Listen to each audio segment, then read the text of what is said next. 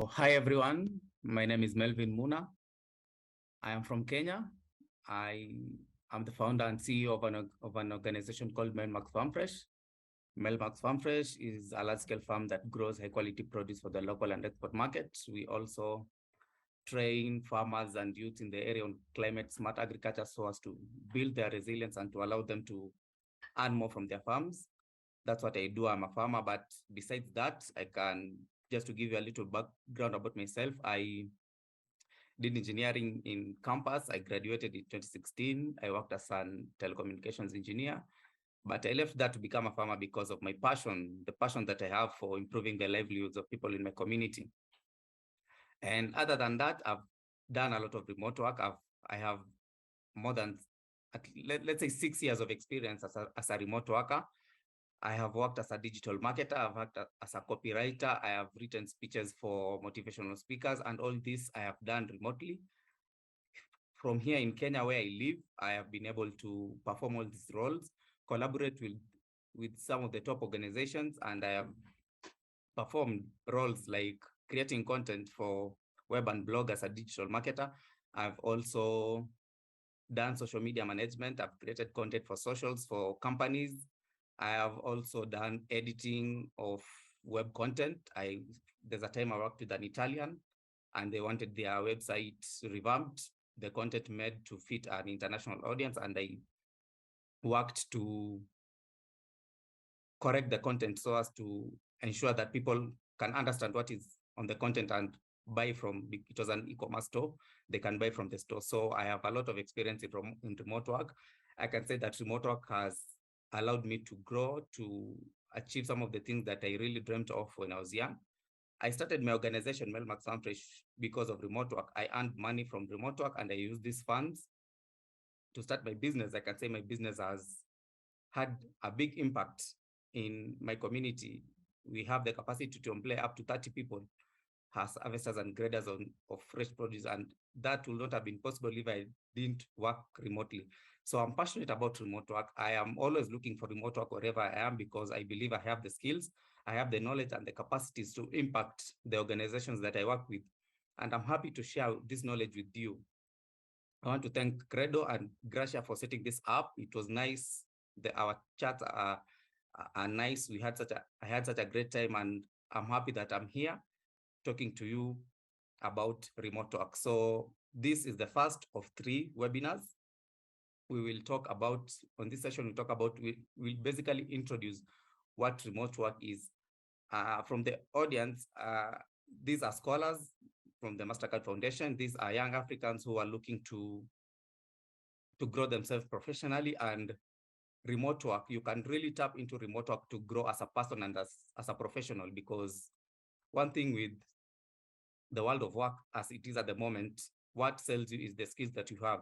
If you have good skills, if you have the right attitude, you can work anywhere, and organizations are open and willing to take in talent from wherever you are in the world. So as a remote worker, you can work for some of the top industries that you admire. If you are an engineer and you want to work for Microsoft as a developer, you can do that if you have the skills.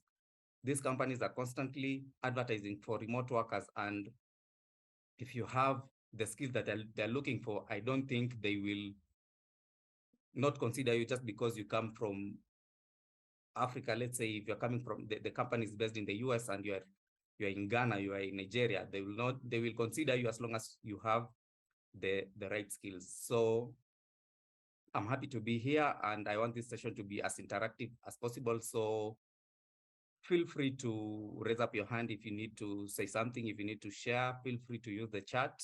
And Gracia, please, if there is something that has popped up in the chat and I'm not aware of, maybe a question, please just let me know so that I can address that issue as we proceed. So thank you for having me. Thank you for making time to be here, our attendants. It's a pleasure to have you here with us, and we hope you learn from this session. We hope you'll gain so much knowledge that will motivate you to go after remote work opportunities if you're struggling to find work wherever you are. So at this moment, I'll share my screen. and we can start the session. So this is what we have lined up. This is what I have lined up for you. And let's start with what is remote work. So remote work is a working style that allows professionals to work outside of a traditional office environment. And traditionally, if someone told you they're doing a job, they're employed to do a certain job, you get the picture that this person works in an office, this person works for a certain organization, this organization has its headquarters in a certain location, and this person wakes up every morning to physically go to this office location. He or she has a nice office where they get to do the work that they do. So let's say if the person you're talking about here is an accountant, this accountant works for organization ABC. Organization ABC is located in this location, and every morning this accountant goes to this organization where they have an office and they do their work from there. Remote work differs from traditional office work in that it allows professionals to work outside of this traditional setting. These locations include an employee's home, a co-working or shared space, a private office, or any other place outside of the traditional corporate office building or campus. I've included campus in this because teachers, as we know them, they work from a university or from a school, and this school has its fixed location, and the teacher wakes up every morning. They have an office within the campus building where they get to discharge their mandate and duties to organize themselves. So remote work is a working style where professionals don't have to work inside a traditional office environment. They use co-working spaces. The worker works from home. I used one of the rooms in my home as an office, and this is where I was able to do all the remote work jobs that I've managed to secure.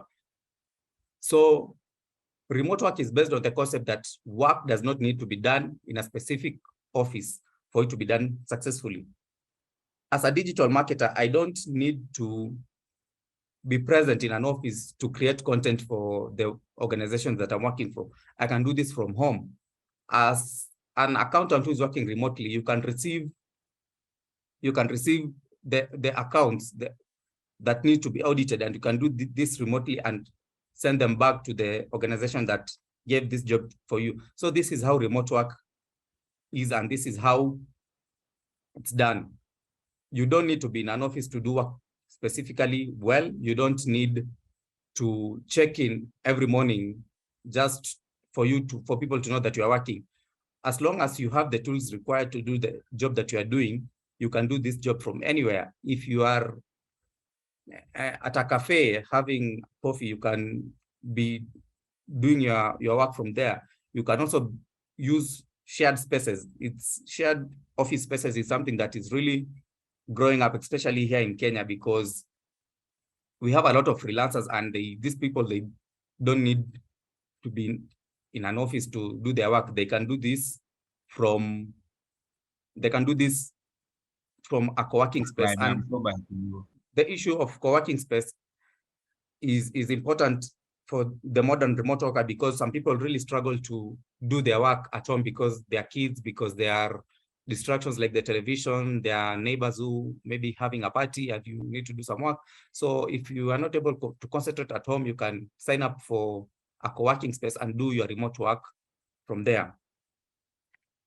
So how does remote work compare how is it different from the traditional office, in-person office work? From the definition of remote work, we've already captured one difference, which is in the traditional office work, the employees work from a fixed location, which is a traditional office building. But with remote work, the working locations are flexible. We've highlighted a few. You can work from a co-working space, you can work from home, you can work from a cave, as long as there's internet connection. Remote work, you're not limited on where you are supposed to work from. Another difference is that with the traditional office work, the working hours are fixed. You need to check in at 9, you check in at 9 and leave at 5. But with remote work, your working hours are flexible. You can decide, I'm going to wake up early, finish my work early so that I can do other things. Or if, let's say, you are busy during the day with some personal issues, like maybe you need to be with your kids, to attend a parents' meeting or something like that, you can dedicate the morning hours to the personal stuff that you need to handle, and later in the evening you can do your work. So your hours are not fixed, and you can work at any time as long as you are well rested and in the right frame of mind to do the work. Another difference is that comes in the form of talent, because with traditional in-person office work, employers can only hire talent locally, talent that's available to them locally. So if a company is based in Lagos, Nigeria, and they need maybe an accountant, they can only get accountants from within the area, from within Lagos or from surrounding regions. If such talent is not available locally, they have to pay huge fees to relocate foreign talent. You've heard about expatriates and how much they are paid. They are paid so much money than even our local workers. So companies that with traditional office work, the companies pay huge fees to relocate foreign talent to work for them. But with remote work, employers can access talent from around the world. If a software development company is looking for developers, and let's say this company is based in Kenya and they want to build an app, and they're not getting the best developers from around, they can advertise for this job and hire talents from across the world. This is one of the benefits of remote work. You can, as an employer, you can access talent from all over the world. Another difference between these two forms of work is the operation costs. With remote work, the costs are low. And why is this? It's because an employer doesn't have to acquire huge office space to accommodate all the workers. If you are working remotely, you work from home or from a co-working space. That's how you get that space is on you. The employer, what the employer is interested in is in the work that you are delivering. They don't have to rent office space for you to come in and do the work. You can do the work from elsewhere. So this really lowers the operation cost for employers.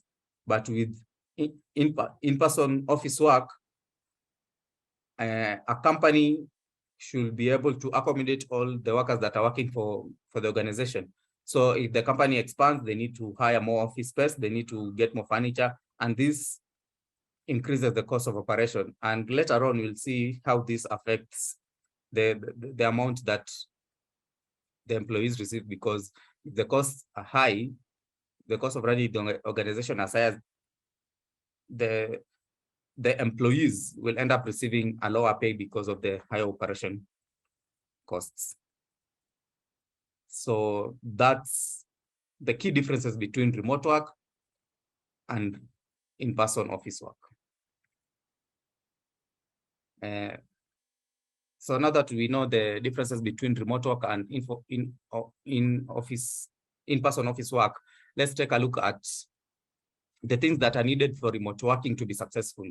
What is required between the employers and the employees for them to perform remote work and to perform it well? One is strong and reliable connectivity. Virtual teams depend heavily on fast internet connection and mobile technologies that support intensive use. When you work remotely, you will need to connect with as a remote worker that is working remotely, you'll have to connect with colleagues, you'll have to connect with your manager so that you can share reports. And you need strong internet connectivity to ensure you're able to send your messages, to ensure you're able to send your reports on time, ensure you are able to collaborate with your colleagues. So for remote working to be successful, as the remote worker, you first of all need to ensure you can access strong internet, strong and reliable internet connection. That is why co-working spaces are really coming up so much at the moment, because with these co-working spaces, they provide the workers with strong internet connectivity for them to do their works and to do them well. Another thing that is required for remote working to succeed is communication and collaboration tools. How are you engaging with your manager? How are you engaging with your colleagues? If you're collaborating on a project, are you able to communicate to ensure you're on the same page? This is where communication and collaboration tools come in. They need to work well. They need to be high quality. And they also need to be secure. Remember that you will be sending sensitive documents, sensitive information. So the collaboration and communication tools that you use should be secure. They should not allow for other people who have to access this information. So some of the tools that are required in the collaboration tools that can be used for remote working, one is Zoom, where you meet and have virtual meetings. You also need communication tools. There is Slack, which is one of my favorites because of how it's organized. With Slack, you can create channels, and these channels, you can have a general channel where you share everything and anything. There's also dedicated channels for specific issues. This is, let's say, as an organization, maybe you can have a general channel, then you have a marketing channel where all marketing related content is shared and anyone can access. You are also able to send messages directly to an individual. So if you need to talk to someone privately, you just go just tag them from the Slack channel, from Slack, and talk to them in private. Another thing that's required for remote working to succeed is a healthy culture, a culture based on trust, teamwork. If the organization you are working for does not have this culture where people are encouraged to work remotely, remote working will not succeed, because you'll always be, remote working has its challenges. And if you're not for this idea, you're not for this form of working, you'll always concentrate and focus on these challenges of remote working. So the employer first should be able to trust that their workers are doing the work that's assigned to them. When let's say you're not online, the employer should not immediately think that you're doing other things. It could be, maybe you have turned off your internet so that you can concentrate on the work that you are doing. So the employer should not instantly come to the conclusion that you are doing other things when you're not available online. So that's why a culture of trust is required for remote working to succeed. And as an employee or as a remote worker, you need to earn the trust of the organizations that you are working for. And how do you earn this trust? One, by delivering the work that is assigned to you on time, delivering high quality work, and making sure that if there are meetings that you need to attend, that you are there on time, that you are addressed properly, that you are respectable, and you are giving healthy contributions in these meetings. This is how you foster a culture of trust and get your employer, your manager, to trust you. And also teamwork. You need to ensure that even if you're working remotely, that teamwork you are still able to work well with your colleagues. If you are collaborating on a project and you assign each other roles, one person is supposed to do a certain task and the other person is supposed to do another task, you need to make sure that you do the work that has been assigned of you. That's how you build a healthy culture of remote work. If you're not able to do this, if you're not able, the remote workers, if you're not able to show that you can work well, even when you're not in the same office space, then your manager or your boss will force you to come back to the office so that at least he or she can manage you to get the work done. So the three things that are needed for remote working to succeed: one, strong, reliable connectivity. You also need effective collaboration and communication tools, and a healthy culture built on trust and teamwork. I hope we are together up to that moment. So if you have a question, feel free to raise your hand. Feel free to write something in the chat, and I will answer those issues before I proceed. But for now, let's take a look at the benefits of remote work in the modern workplace. And these benefits, you're going to look at the benefits for both the employees and the benefits to the employers. One of the key benefits of remote work, especially to the employees, is they get to lead a flexible lifestyle because of this. One, when you're not required to be in an office during set times, you can focus on the things that matter to you outside of the office. And this is very important, especially when you have a family, because family issues really come up even when you're not prepared. So when you're working remotely, you can dedicate time to handle your personal issues and deal with them before you get back to your work. With in-person work, once you check in at 9, you are not allowed to. You can leave earlier, but it's not encouraged. Your boss will not be happy when you are taking time off to deal with the personal issues.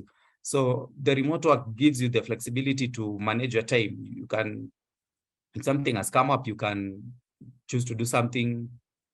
You can choose to do something about it, solve that issue quickly, then get back to work. This is because you don't have set times when you're supposed to work. So this is one of the key benefits that employees experience when they work remotely. And another key benefit is decreased or eliminated commutes. Remote workers spend less time traveling to and from work. Why? Because they work from home. Yeah, because they opt to work from a home office. In Kenya,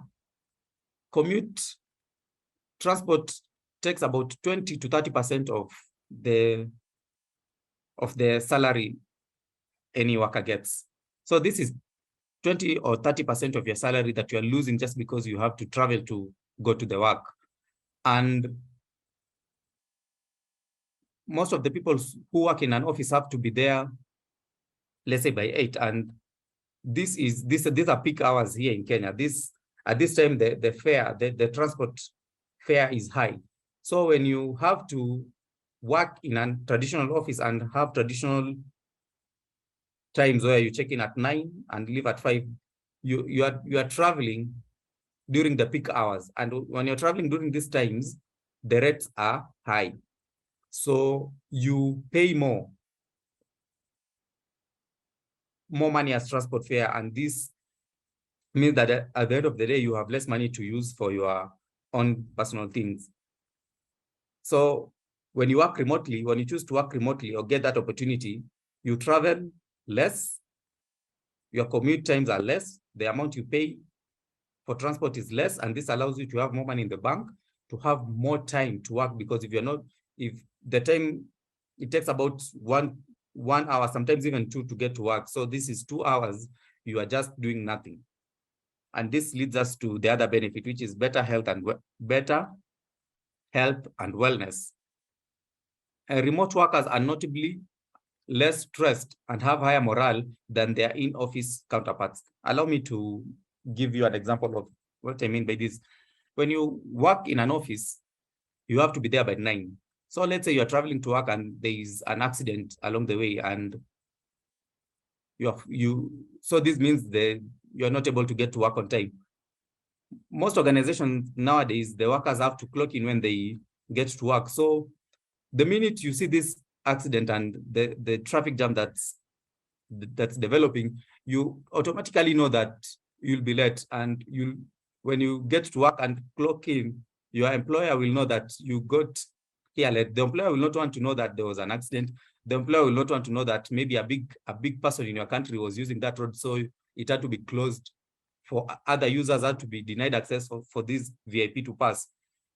The employer will just know that you got here late, and there are penalties for that. People, when it accumulates, when your lateness accumulates, it is taken as a day off, so you're not paid for that day. So people who work in an office are stressed because they are always scared that they will not be able to get to work on time. So, but if you're working remotely, you're working from home, or even if you're working from a co-working space, you will be able to get there early on time if you're working from a co-working space. If you're working from home, you wake up, freshen up, and get started with work. You're not losing any time, so you're not stressed that you will not be able to start your work on time, and you'll not be stressed that someone is going to penalize you for not starting work at a specific time. So your health and your general wellness improves because you have better control of your time and how you work. There's also the employers, they experience recruiting and hiring advantages, because when hiring for a remote workforce, hiring for a remote workforce can expand a manager's pool of potential candidates, because they don't need to be local. As I've said here, Microsoft, if they're looking for engineers, they don't just consider developers, software developers in the US. They advertise, and they can even pick you for the job, even if you are from South Africa, from Nigeria, from Kenya, from Ghana, from Rwanda. As long as you have the right qualities, you have the needed expertise that the organization is looking for. So employers enjoy a wider pool, just because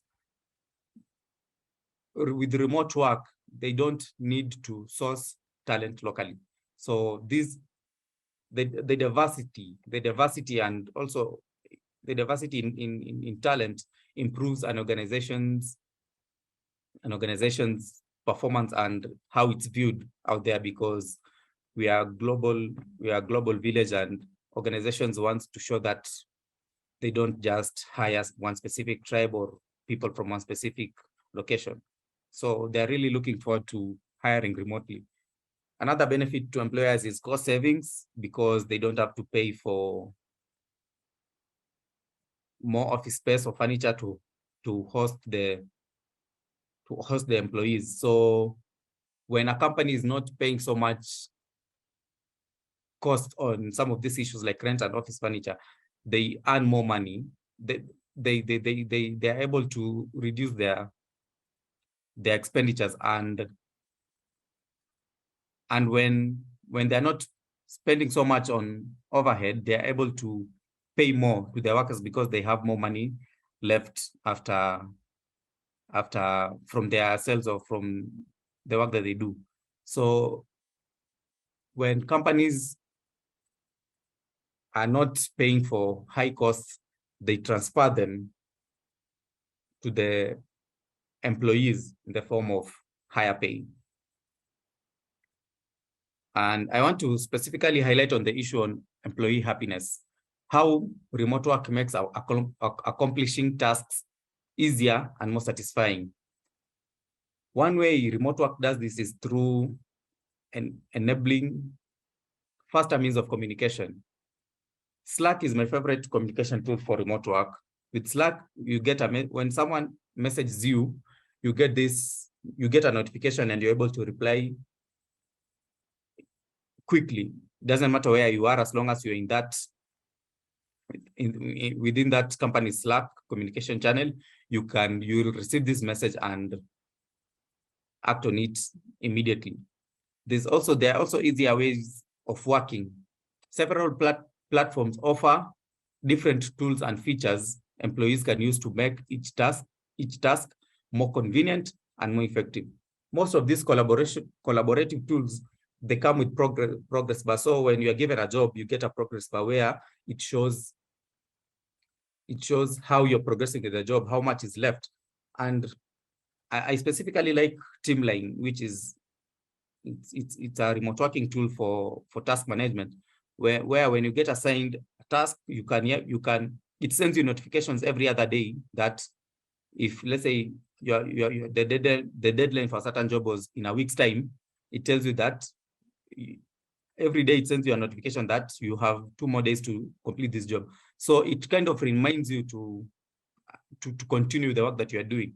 So it makes it easier for you to accomplish your goals because you get reminders, and the reminders, they are friendly. They're not like, imagine you are in an office and you've forgotten about a certain task that you're about to do. Then your manager comes in and say, where is this report? Why am I not seeing any progress on it? Then you see it will look bad on you. So with remote work, you have a friendly notification that tells you, get on this job early. The deadline is approaching.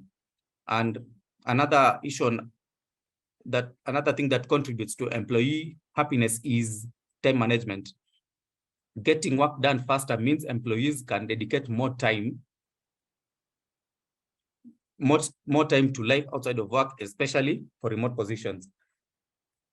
I've worked in an office and where I clocked in at 8 and left at 5, but most of the times I would finish my jobs by, let's say, 2 in the afternoon. But I can't leave that office because my office hours are not yet done. So from 2 to 5, I'd be on Facebook just talking to my friends, which is not productive at all. It's not productive to me. It's not productive to the organizations that I'm working for.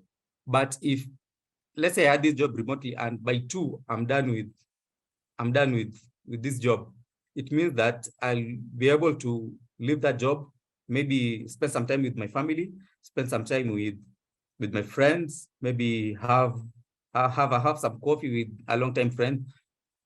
So these are benefits to your personal life that come up because you're working remotely. But those who are working in an office, you have to check in at 9. Even if you finish your work by 12, you still have to be there till 5 doing nothing. That's why people are on Facebook. They are doing all manner of browsing on company resources. So they're wasting company resources on things that don't benefit the employer or the employee. So that's how remote working contributes to employee happiness. So we've highlighted the benefits, and next we are supposed to take a look at the challenges. But before I get there, maybe there's someone who wants to share maybe something about a benefit of remote work. Okay, there's none. Maybe you can share them in the chat, and I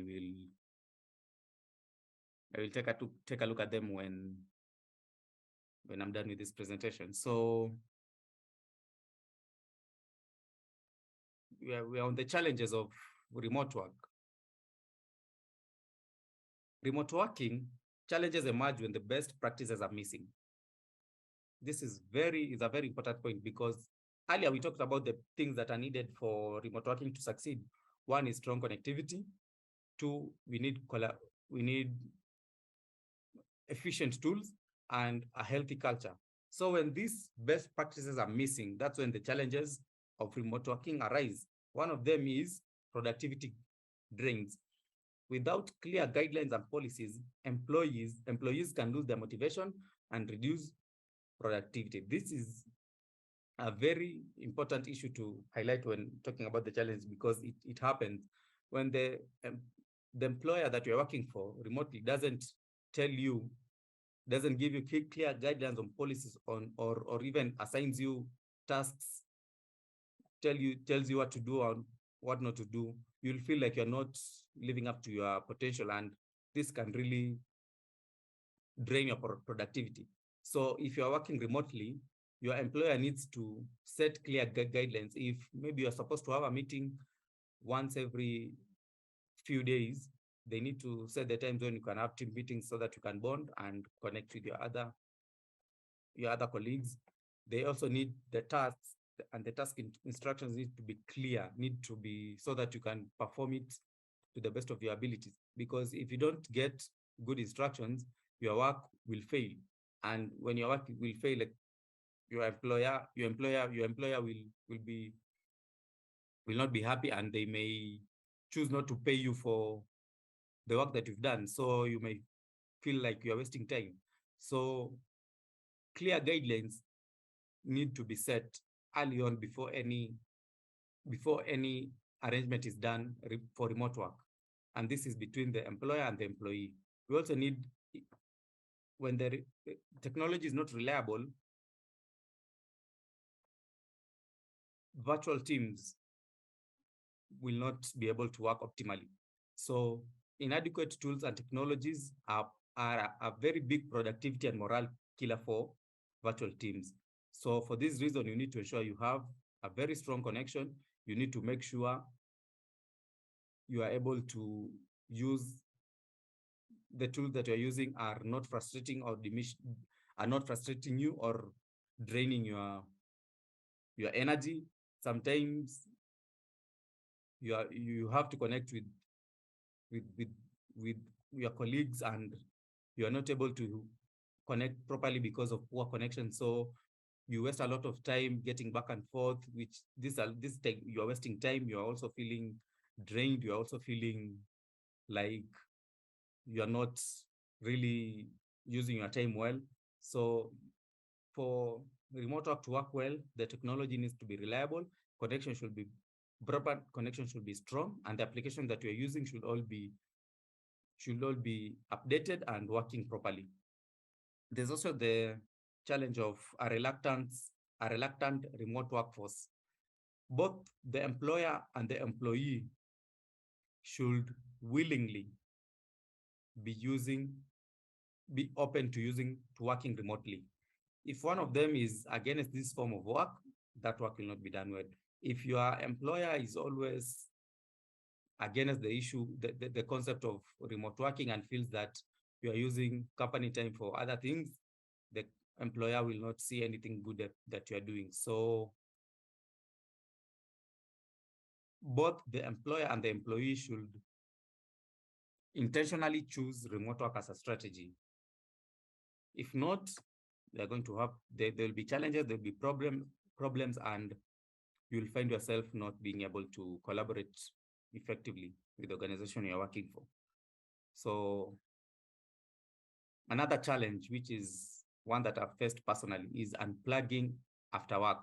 While remote work has its benefits, the ability to switch off after work is difficult, since you use the space where you do your work is the same space where you relax and rest, especially if you're working from home. With the remote work, let's say you can choose. When I was starting out, I used to work from sometimes in my bedroom, sometimes from my sitting room, and these are the places where I'm supposed to rest and relax. So I'm done with a certain job, but you'll see I'm still on my laptop. I'm still using it, just trying to answer emails, trying to apply for the next job. So there's not that clear distinction between work and rest, between work and family time. So if you're not able to unplug and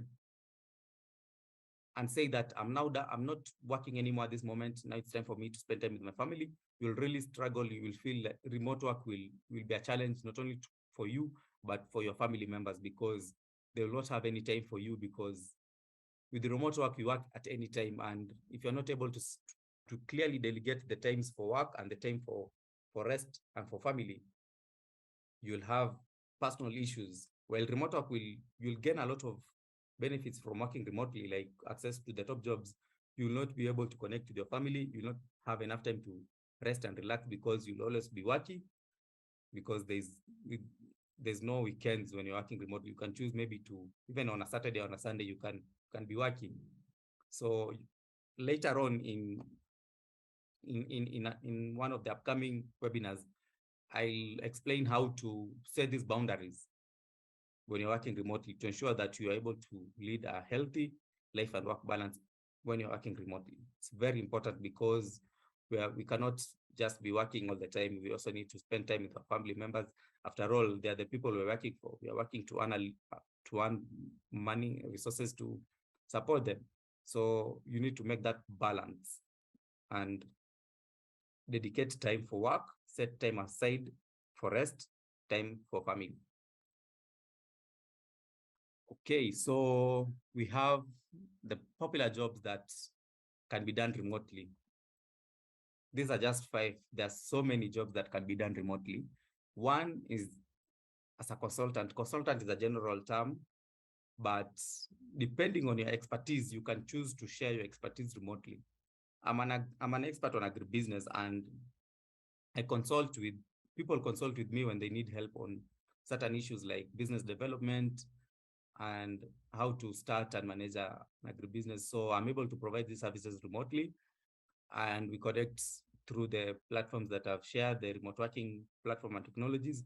So depending on your expertise, if you are let's say you understand issues of climate change and people need, you can advertise your services as a climate change expert, and organizations can reach out to you when they need consultancy on these issues, how to build climate resilience, how to train for climate adaptation. So as long as you have the right knowledge and training, you can work remotely. That's why I believe we have MasterCard scholars in the audience. You need to take this opportunity to build your knowledge base, to become the best, be the best that you can be in whatever that you're doing. If you are studying marketing, be the best marketer that there is. If you're doing IT, be the best IT guy, because when you build your knowledge, you can sell it in the form of consultancy, even for people that are not within the same area as you. Accountants also work remotely. I have a friend, we went to school together, and he works for KPMG. He worked for KPMG in Kenya, and he was promoted to go and work as a manager in the Cayman Islands. So he gained a lot of knowledge working as an accountant, and so he started a consultancy firm where clients in Kenya, he does work for them, the accounting, the audits the account. So as an accountant, he's able to receive the reports, he's able to audit them, he's able to provide guidance on what the organizations need to do to sort their issues. So as an accountant, you don't need to be in an office to, especially if you start your own organization, you can work for organizations and businesses from everywhere, as long as you know what you're doing, as long as you deliver good services, and you will not be out of a job. There's also engineer. You can also work as an engineer remotely. Specifically, I'm talking about software engineers. The tech world is exploding, and there's huge demand for software engineers. So you can work for an organization that's in another continent, you can solve their software development issues, you can correct if they made a mistake, you can update their softwares from wherever you are. So software engineering is one of the jobs that can be done remotely. We also have teachers and tutors. I'm sure you've all come across adverts from China for English tutors. They specifically want to help their kids to know how to speak and write in English, because English is slowly becoming the language of the world. It's the language that brings people together. So there are tutors for, if you can speak and write English well, you don't have to be a native speaker.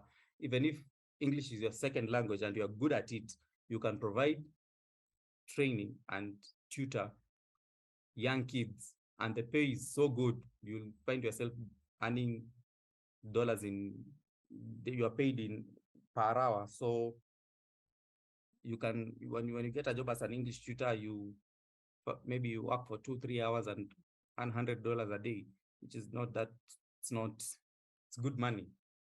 You can also work as a writer, as a copywriter, as I've done, where you provide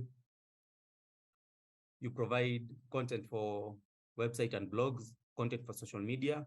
You can also do editing jobs where you edit content that has been published to make sure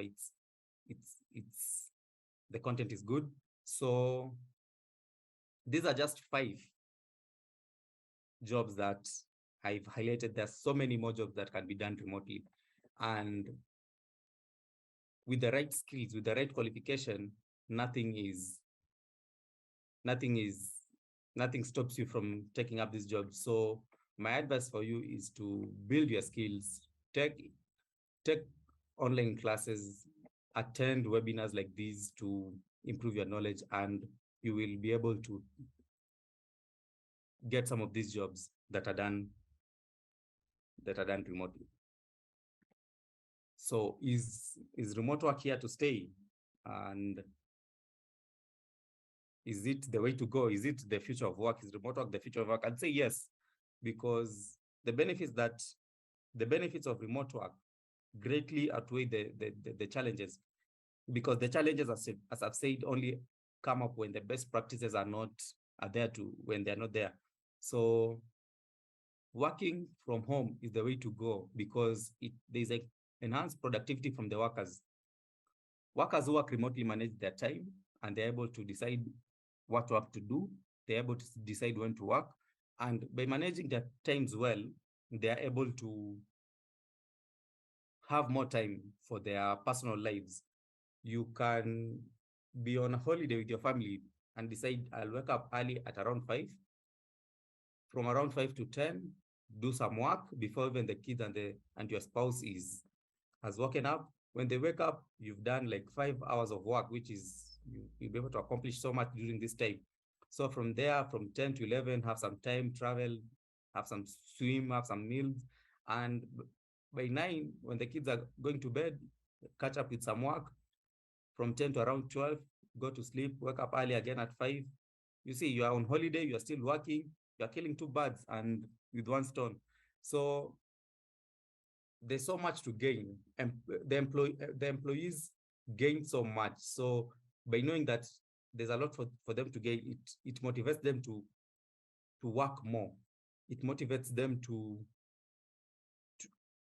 deliver the best quality services, because they want to have more free time to themselves. So this enhanced productivity is one of the reasons why remote work is here to stay. And also the flexible working conditions. As I've said, you could be working from a beach. As a digital marketer, there are many times I will be relaxing somewhere at the beach and have my laptop on, write a few lines, catch a swim, have some drink. The flexible working conditions, and you enjoy, you have such a great time when you are not forced to be in an office all the time. There's also the issue of decreased or eliminated commute times. Stress arises. The stress levels for people who work from an office and those who work remotely, that it's so much for those people who work in an office, because one, you are wasting time. It takes around 1 to 2 hours just to get to work, and another 1 to 2 hours to get back up. Those are 4 hours. The amount of work that I've done remotely in 4 hours, it's a lot of work, and I'm paid for that work. You're not being paid to sit in a bus or in a train. There's also the reduced need for corporate office space. This is a benefit to the employer. They're not paying for office space. They're not paying for desks. They're not paying for computers because you have your own computer. They're not paying for pens, other resources. And by cutting these costs, they're able to transfer them to the workers in the form of higher salaries.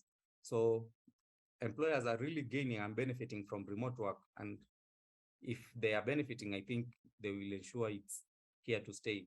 We've also seen hiring and recruiting advantages. You have a global pool of talent, and organizations get a global pool when they choose to hire remotely. So all these 5 issues, they support the, the concept that remote work is here to stay, and it will get better because every other day, better and more effective collaborative tools are being built.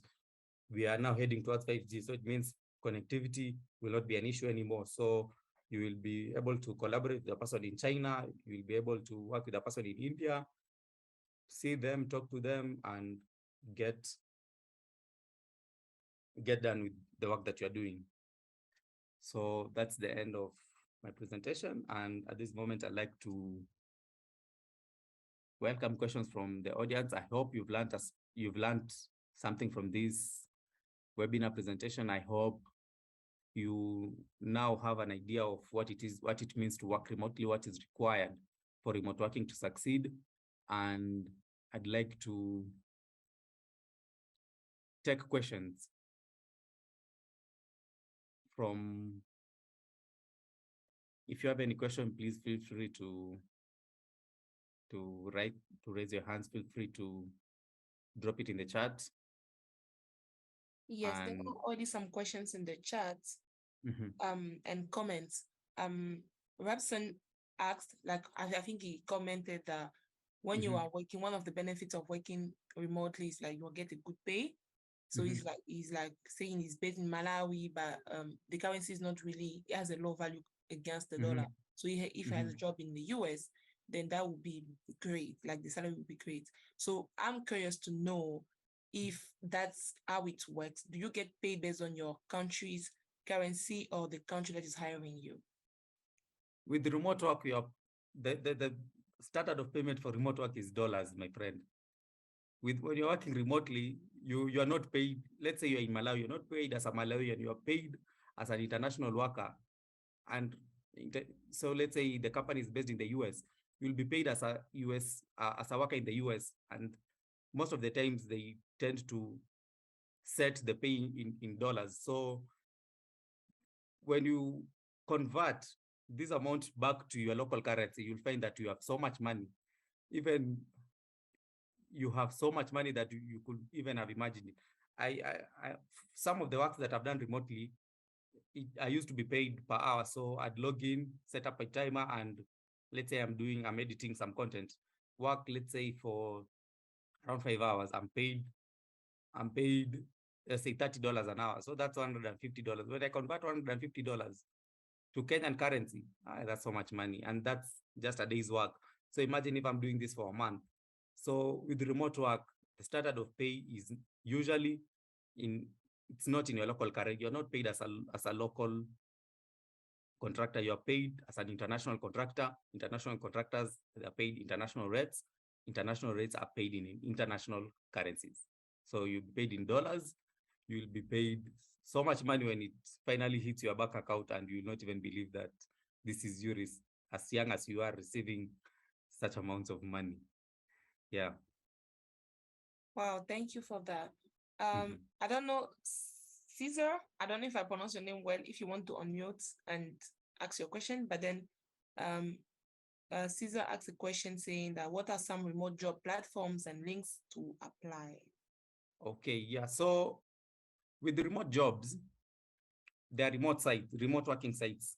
Personally, I've worked with Upwork and Freelancer. So I advertise my services as a digital marketer, create a profile, list the skills that I have. Then clients will come in, see my profile, and invite me to apply for their jobs. So Upwork is one of these platforms. There is Freelancer, which hires freelancers. Then this is for freelance type of work. Then where the other platform is LinkedIn. LinkedIn is a really great source for remote work opportunities. So if you have a profile on LinkedIn and search for remote work, you'll find them. You can find work in whatever field you are, as long as the organization specifically mentions that they're looking for remote workers. So LinkedIn, you can also get remote works on LinkedIn, and also from your fellow, if you are, I believe for the MasterCard Foundation scholars, they have access to partners and friends internationally. They'll even share these jobs with you. So your friends, your family, your friends, your colleagues, your partners in the same industries, these are the people who share these remote working opportunities for you. And also Google, just simple Google search, remote work. If you are accountant, remote accounting work, just Google that. It will filter and give you the remote working opportunities that you can apply for. Yeah.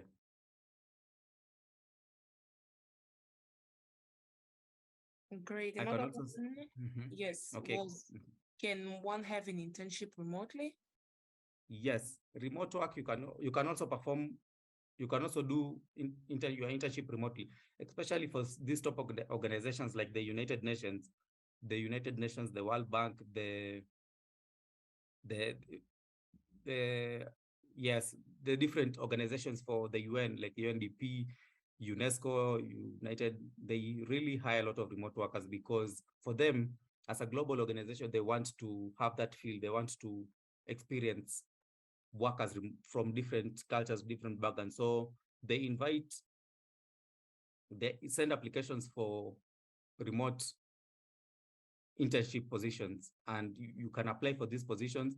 You will have set times when you're supposed to, you'll be given tasks, you'll be also have meetings, you will have deliverables that you need to meet, and most importantly, you'll get a mentor, someone who will walk you through, someone who will guide you, someone who will educate you, someone who will just be your reference person when you need help on a certain issues. So yes, there are a lot of remote internship opportunities for you that you can access, and this will be the focus of the upcoming webinars.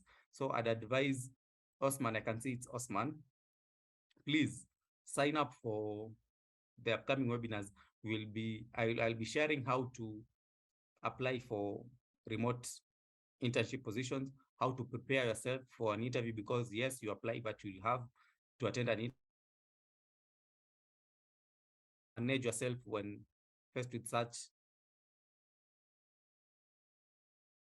and how to perform this internship role. Do you have any other question? Yes, please, Brenda, go ahead. You raise your hand. Okay, thank you. Thank you very much for the very insightful workshop. I learned a lot from it. And I work remotely, and I have a team. I run an organization, and it's quite difficult for me to manage the team remotely. Um, I wanted to ask, what advice can you give me so I can encourage my team to make them a little more proactive remotely? I think Melvin is having like some few internet connection issues. Melvin, did you get the question from Brenda? I think we're just giving like some minute to get back on track. But if anyone else also has a question, just like raise your hand or put it in the chat. Once his network is stable, I'm sure you'll get them and answer. So let's hold on a little, Brenda. And I was wondering, my team is not very proactive when it comes to remote work. And I was wondering if you could share with me some tips on how I could make them a little bit more active remotely. Yeah, I also faced that issue where you have some remote assignments to do with other people, and you find you are not in the same page. People are not actively coming up, contributing. One thing you need to do is to make sure that your sessions, it comes down to the sessions that you have. Make sure they are as lively as they are. Make sure everyone is heard, everyone has an opportunity to raise their issues.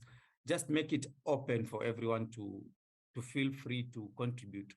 And another thing that could be really affecting how your remote operations is, the other members, are they able to access reliable internet connection to join these events? It's expensive. It's expensive actually, like joining a meeting for an hour, the amount of internet bundles you need to acquire.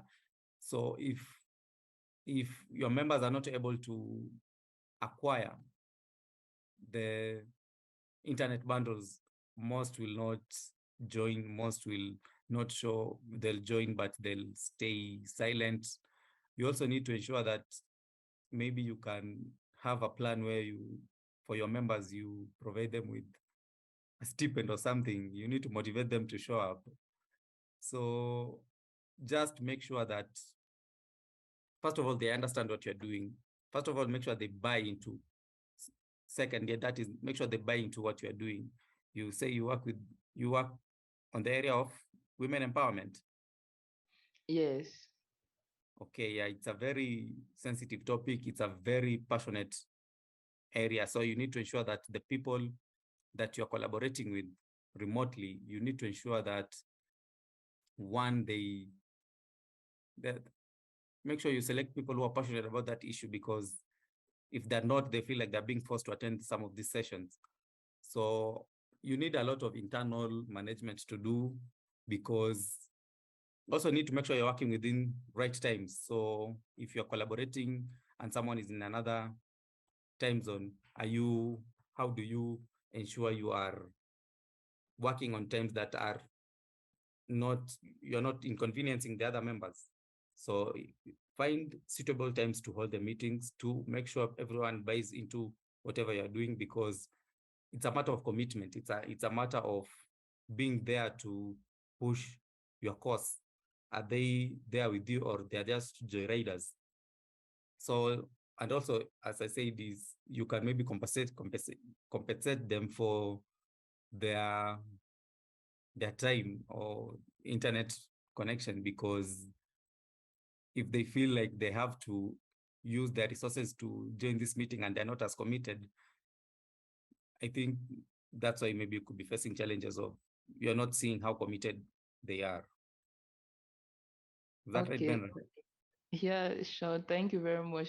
In line with the question, I was just thinking that maybe one of the challenges is that they don't know how to use basic tools like Google Zoom. Drive, Google Doc. Something I've really thought of how I could teach them, but it's also challenging because they don't have computers, and sometimes it's overwhelming using these tools just with a phone. Yeah. So I've thought of maybe also training sessions on that, but I'm still brainstorming on all of it. But thank you very much also for your input. Yes. Yeah. So make sure you train them on how to use these tools. Some people are hearing for Zoom for the first time. Some people don't even know how to access Google Drive, to access resources, to share their own resources in the drives. So yeah, train them so that they can be able to use the collaborative tools that you have well. Yeah. Cool. Another question coming here from Igmat. I'll just pull it quickly and then put in the chat. Okay, there we go. It says, with remote work emerging and available technologies for working from home are introduced each day, how do we deal with building networks, relationships, partnerships? Okay, and learning from the culture of other people, since everyone will remain at home or any place of convenience for them to work without having to move to the workplace. So the issue of like building networks, relationships, and partnerships, how can that be done in a remote setting? Yeah. So whatever job that you're doing or whatever thing that you're working remotely, if you're working for an organization that gives you the opportunity to work remotely, the organization also understands the need for personal contact. So the organization should have a plan on how to bring the workforce together in a common place so that you can learn from each other, build networks, build relationships, and that. When you are talking about remotely, you are not basically throwing away the other form of work, the other form of connections. We are just saying that there's how you can access more opportunities if you embrace remote work, especially as a young African who is looking to build a professional career. Remote work prevents you with an opportunity to work for some of the major organizations that you just see on TV or read in the newspapers. So we are not exactly saying let's not work in offices. We are just saying remote work has its benefits. Let's explore them. But even as we work remotely, let's recognize the need for human contact, for human touch, because there's so much that you learn from another person when you are in the same space with them that you can when through some of these collaborative tools. So we are not entirely against office work. We're just saying that we can open more opportunities for you through remote work opportunities.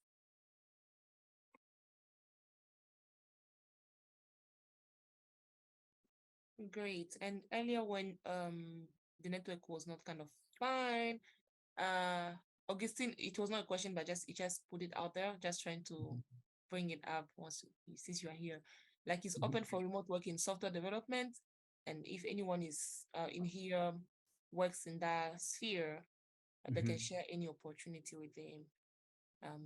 Yes. Oh yeah, that's nice. Software development, it's one of the easiest careers to do remotely. So my advice is to join communities as a software developers and make sure you follow organizations that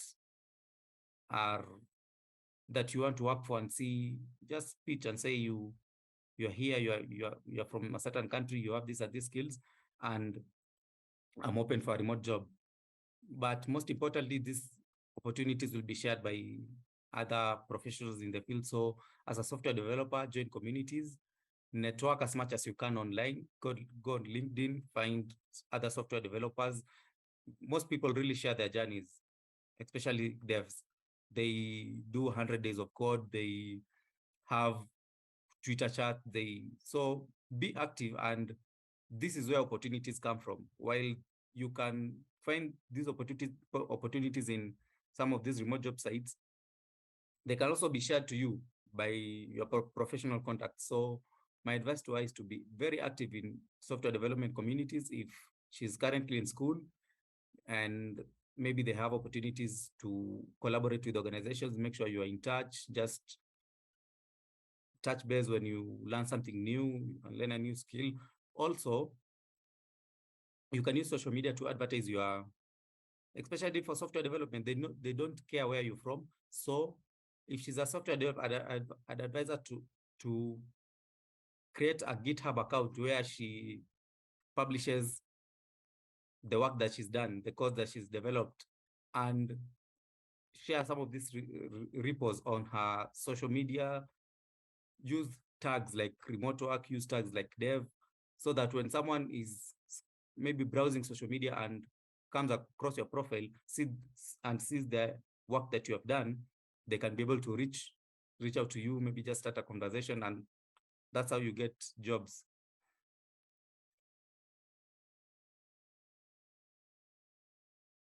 Great. Any other question from the audience? Anything to add?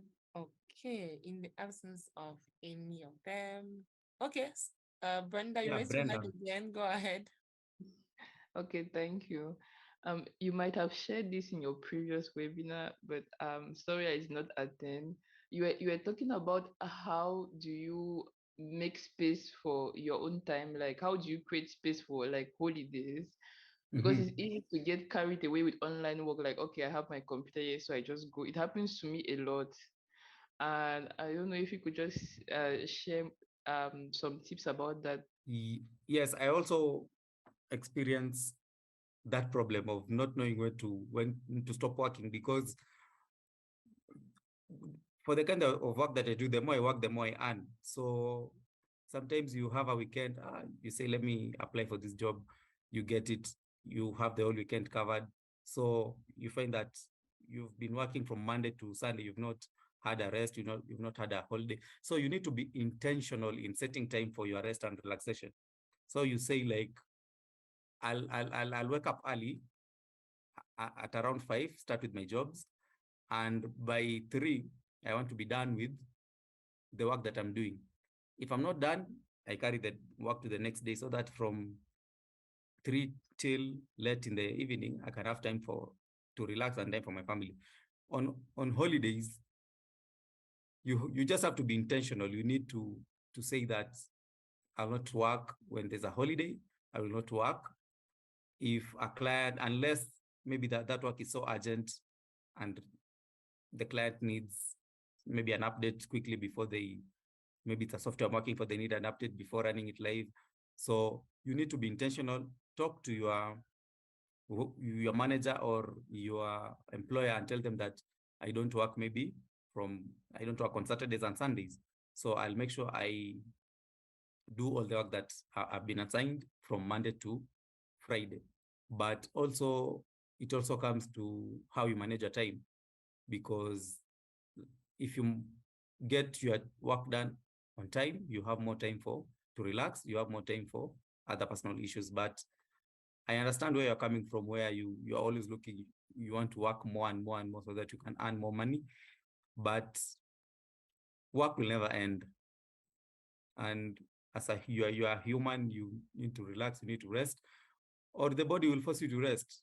And it's the worst form of resting, because it can come in the form of sickness. So you need to be intentional and say that on Saturdays, I'm not checking my emails, I'm not checking my communications, I'm not going to do any work, and I will be using this time to relax and be with my family.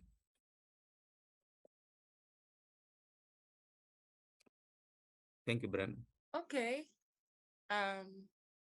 Thank you so much, Sir Melvin, for being here today. It was a pleasure to have you, and I can see from the interactions from the chat that it was very helpful. We can't wait for the next session. We'll be hanging in there, and then we'll just be applying all that you taught us. Especially for me, I know sometimes I do a hybrid work here at Baobab, so sometimes I do work from home, and I like the aspect of like always communicating and then doing your work on time, because you don't want your employer to assume that, like, to make even them think that you're not working. So it's not like they are human, they it can come up. So it's our responsibility as workers to kind of build that trust and do what we are ought to do, so that they are at peace to let you work from home when you want to, or when it's needed to. So that was my take, and then we'll keep like doing the good job and then being good at what we are doing, so that we can be given those opportunities in the first place. Yes, I've put the links as requested by Augustine for the upcoming Baobab event, and I think we'll call it a day if there is no other thing to add. It was a pleasure to have you, as I said. Thank you from the Baobab team. Thank you so much, Gracia. Thank you, Credo, for setting this up. I had a wonderful time. And let's meet during the second webinar. And I hope you'll all come in. Please tell your friends that there's some amazing conversations that you're having on remote work. Let them come in, because the next session will be talking about how to identify remote working opportunities, how to prepare for these events, and I'd ask you to be advocates for this program and get as many people to sign in as they can.